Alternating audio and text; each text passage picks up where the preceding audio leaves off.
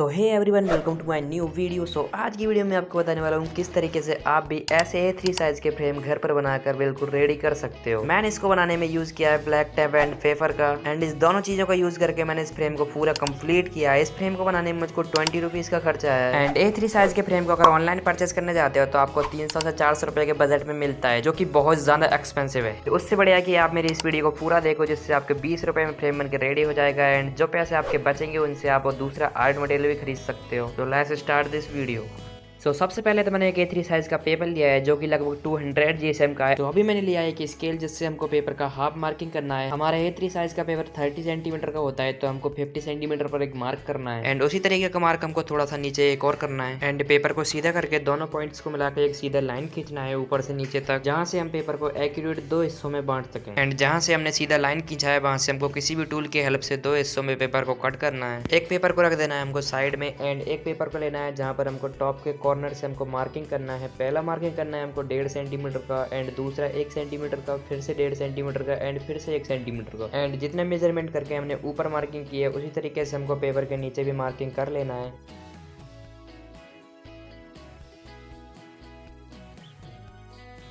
And marking करने के बाद में जहाँ जहाँ से हमने पॉइंट्स बनाए हैं, वहाँ से एक पॉइंट से लेकर के दूसरे पॉइंट तक हमको लाइन खींचनी है कुछ इस तरीके से।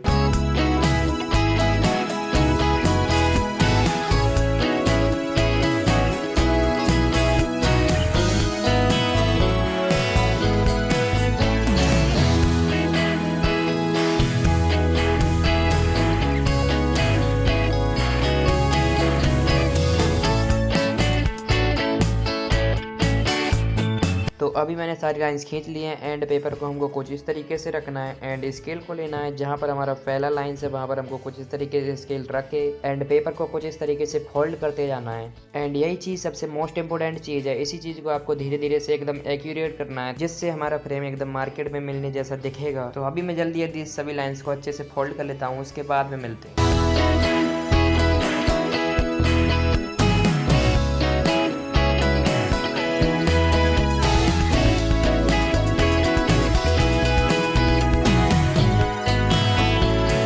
तो अभी मैंने सभी जगह अच्छे से फोल्ड कर लिया है, एंड फोल्डिंग जहाँ जहाँ से हुई है, हमको वहाँ से अच्छे से पेपर को इस तरीके से मोड़ना है, कुछ इस तरीके से शेप देनी है हमारी। एंड मास्किंग टेप या किसी भी टेप का यूज करके आपको इसको कुछ शेप को कुछ इस तरीके से फिक्स करना है, जिससे हमारा शेप वापस से नहीं बिगड़े। जल्दी जल्दी से अभी मैं सभी जगह पर टैपिंग करके एंड फिर आपसे मिलता हूँ।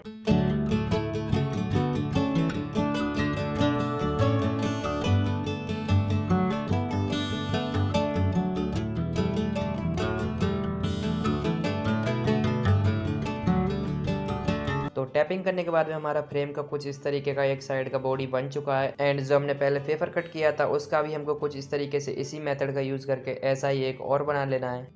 तो कुल मिलाकर हमारे पास में अब कुछ इस तरीके से 2 सेम रेडी हो चुके हैं, एंड इन्हीं की तरह हमको 2 और क्रिएट करने हैं। एंड इन चारों का यूज करके हम फ्रेम के चारों तरफ की बॉडी बनाएंगे, लेकिन उससे पहले हम इन सभी को ब्लैक टैप से कवर करेंगे। कुछ इस तरीके से मैं ब्लैक टैप का यूज कर रहा हूँ, जिसको हमें कुछ इस तरीके से पहले लेफ्ट साइड से, एंड फिर राइट साइड से, एंड फिर ऊपर की साइड में हमको टैप से पूरा कवर करना है, जिससे हमारा चारों तरफ का फ्रेम ब्लैक फ्रेम रेडी होगा। तो अभी मैं जल्दी जल्दी से टैपिंग को सभी जगह पर यूज करके एंड उसके बाद मैं आपसे मिलता हूँ।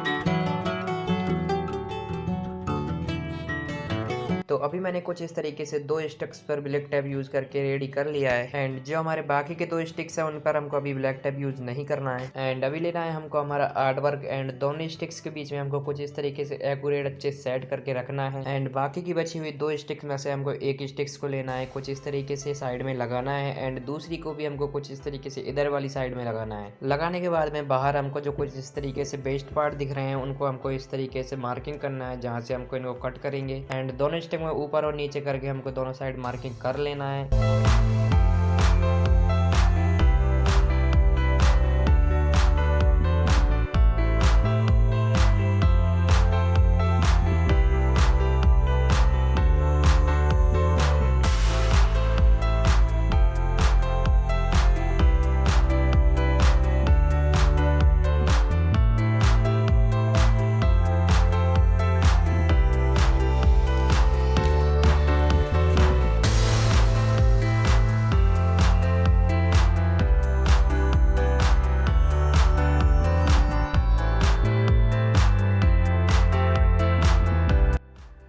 कटिंग करने के बाद में हमारी स्टिक कुछ इस तरीके से दिख रही है, जिस तरीके से हमको दूसरी वाली स्टिक को भी कट कर लेना है। एंड इसके बाद में हमको सभी पर अच्छे से टैप अप्लाई कर देना है। एंड जो हमने लास्ट में जिस स्टिक्स पर टैपिंग की है दोनों पर हमको कुछ इस तरीके से 1.5 सेंटीमीटर मार्क करना है। एंड सीधा दोनों पॉइंट्स को मिलाकर हमको कुछ इस तरीके से एक खड़ा लाइन खींच देना है, जहाँ से हमको इन दोनों को कट करना है। कट करने से पहले मैं इधर की साइड में भी मार्किंग कर लेता हूँ एंड दोनों को एक साथ में कट कर लूंगा।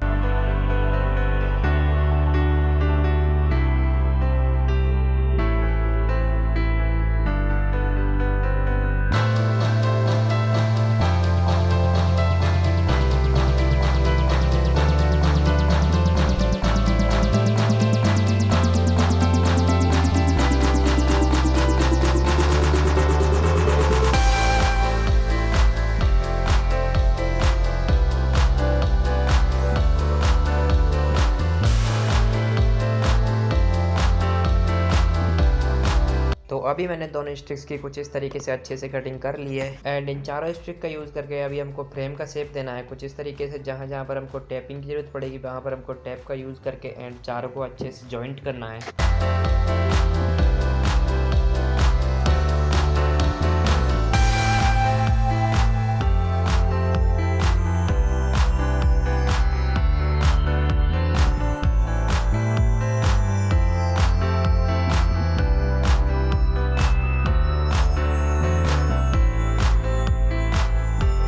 एंड अभी मैंने सभी जगह पर अच्छे से टैप लगा दिए जहाँ जहाँ पर हमको मजबूती देना था फ्रेम को। एंड हमको एक पेपर लेना है जहाँ पर हमको चारों तरफ अच्छे से ग्लू लगाना है, जिसको हम पीछे से इस पर चिपकाने वाले हैं। तो अच्छे से अभी मैं चारों तरफ ग्लू लगा लेता हूँ एंड इसके बाद में हम इसको फ्रेम के पीछे चिपकाएंगे।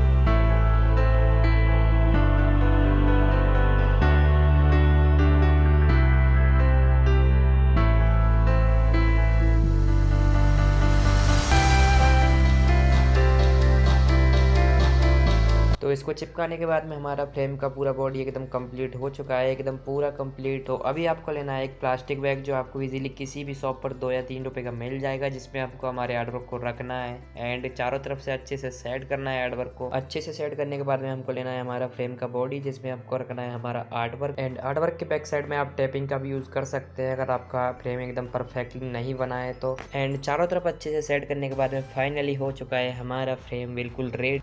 एंड कमेंट में बताना वीडियो आपको कैसा लगा। वीडियो आपको इन्फॉर्मेटिव लगा हो तो वीडियो को लाइक कर देना एंड चैनल को सब्सक्राइब कर देना आप ऐसी वीडियो देखने के लिए।